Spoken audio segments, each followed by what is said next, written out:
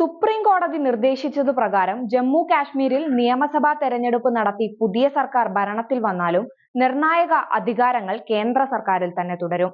ജമ്മു കാശ്മീർ പുനർസംഘടനാ നിയമത്തിലെ 55-ാം വകുപ്പിന്റെ അടിസ്ഥാനത്തിൽ ഭരണനിർവഹണ ചട്ടങ്ങളിൽ കേന്ദ്ര ആഭ്യന്തര മന്ത്രാലയം കൊണ്ടുവന്ന ഭേദഗതിയിലൂടെയാണ് ജമ്മു കാശ്മീരിന്റെ നിർണായക അധികാരങ്ങൾ കേന്ദ്ര സർക്കാർ പിടിച്ചെടുത്തത്. പുതിയ ഭേദഗതി പ്രകാരം മുതിർന്ന സർക്കാർ ഉദ്യോഗസ്ഥരുടെയും പോലീസ് ഉദ്യോഗസ്ഥരുടെയുമെല്ലാം നിയമനം, സ്ഥലം മാറ്റം തുടങ്ങിയവ കേന്ദ്രം തീരുമാനിക്കും. ചുരുക്കത്തിൽ ജമ്മു കാശ്മീരിന് സംസ്ഥാന പദവി നൽകി നിയമസഭാ തെരഞ്ഞെടുപ്പ് നടത്തിയാലും ഭരണകാര്യങ്ങൾ തുടർന്നും തീരുമാനിക്കുന്നത് കേന്ദ്ര സർക്കാരായിരിക്കും. ജമ്മു കാശ്മീരിൽ സെപ്റ്റംബറിനകം നിയമസഭാ തെരഞ്ഞെടുപ്പ് നടത്തണമെന്ന് സുപ്രീം കോടതി നേരത്തെ നിർദ്ദേശിച്ചിരുന്നു. 2018 മുതൽ ജമ്മു കാശ്മീരിൽ തെരഞ്ഞെടുക്കപ്പെട്ട സർക്കാരില്ല. 2019 പുനഃസംഘടനാ നിയമത്തിലൂടെ ജമ്മു കാശ്മീരിനെ രണ്ടായി വിഭജിച്ച് കേന്ദ്രഭരണ പ്രദേശമാക്കി. അന്നു മുതൽ ലഫ്റ്റനന്റ് ഗവർണറാണ് ജമ്മു കാശ്മീരിലെ ഭരണത്തലവൻ. പുതിയ ചട്ടഭേദഗതിക്കെതിരെ ജമ്മു കാശ്മീരിലെ രാഷ്ട്രീയ പാർട്ടികൾ രൂക്ഷ വിമർശനവുമായി രംഗത്തു വന്നിട്ടുണ്ട്. നിയമസഭാ തെരഞ്ഞെടുപ്പിനു മുമ്പായി പൂർണ്ണമായ സംസ്ഥാന പദവി ജമ്മു കാശ്മീരിന് ഉറപ്പുവരുത്തണമെന്ന് നാഷണൽ കോൺഫറൻസ് നേതാവ് ഒമർ അബ്ദുള്ള പറയുകയുമുണ്ടായിരുന്നു. ഓരോ കാര്യത്തിനും ലഫ്റ്റനന്റ് ഗവർണറോട് ഇരക്കേണ്ട അധികാരമില്ലാത്തൊരു മുഖ്യമന്ത്രിയല്ല ജമ്മു കാശ്മീരിന് വേണ്ടതെന്നും അബ്ദുള്ള പറഞ്ഞു.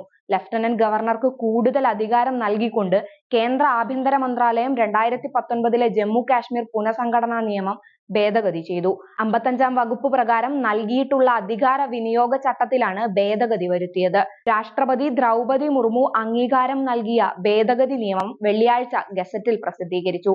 കാശ്മീരിൽ പൊതു തെരഞ്ഞെടുപ്പിനുള്ള ഒരുക്കങ്ങൾ നടക്കുന്നതിനിടെയാണ് നടപടി.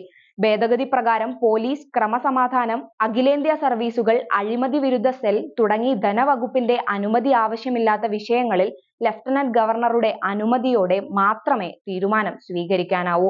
അഡ്വക്കേറ്റ് ജനറൽ, നിയമകാര്യ ഉദ്യോഗസ്ഥർ എന്നിവരുടെ നിയമനവും ഗവർണറുടെ അനുമതിയോടെ മാത്രമേ നടത്താവൂ.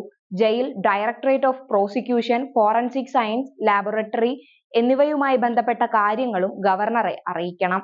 അഡ്മിനിസ്ട്രേറ്റീവ് സെക്രട്ടറിമാരുടെ നിയമനം, സ്ഥലം മാറ്റം, അഖിലേന്ത്യാ സർവീസിലുള്ളവരുടെ കേഡർ നിയമനം എന്നിവയും ഗവർണറുടെ അനുമതിയോടെ മാത്രമേ നടത്താവൂ എന്നും ഭേദഗതി നിയമത്തിൽ വ്യക്തമാക്കുന്നു.